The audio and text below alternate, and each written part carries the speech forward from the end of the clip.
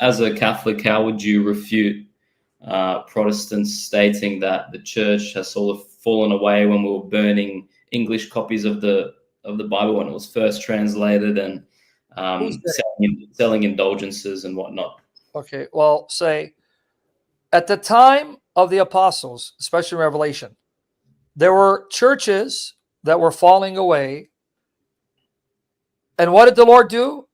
Though there were churches falling away, he made sure that not all churches fell away, and there would be true teachers and bishops to expose the corrupt churches and preserve the correct teaching. That's not what Martin Luther did. That's not what John Calvin did. Here's the proof. Who then corrects their divisions and their contradictions? So my answer is, I have a basis in Scripture to answer you. When a church becomes corrupt, how do we know it's corrupt? Because God raises up someone to call it out. And that someone will then make sure that the sound doctrine that was once and for all delivered remains preserved, and that there are able-bodied men filled with the Spirit who will then preserve and fight for it against the heretics. But you're telling me the church was completely corrupt, that Martin Luther had to rise. Well, what about the Eastern Church? They were also completely corrupt? Let's just argument's sake, okay, the Catholic Church is corrupt. What do you do with the Eastern Church? And why is it the Eastern Church believes so much of the same things the Catholic Church believes if all these teachings are corrupt?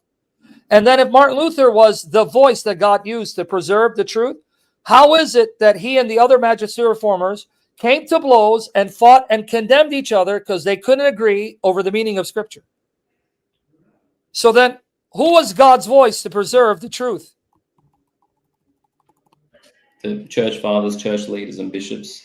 But when I look at the church fathers, church leaders, the Catholic Church is at home with them in spite of some corruptions here and there, because it wasn't completely corrupt. Just like today, you got corrupt cardinals, corrupt bishops, you've even had anti-popes, but no one assumes that means the Catholic Church has been completely destroyed. Or if you have corrupt teachers in the Eastern Orthodox Church, it's completely destroyed. And what do you do with the mass corruption Protestant churches in over 30,000 denominations? That means now we need another Reformation? As a Catholic, how would you refute Protestants stating that the church has sort of fallen away when we were burning English copies of the Bible when it was first translated, and selling indulgences and whatnot? Okay, well, say at the time of the apostles, especially in Revelation, there were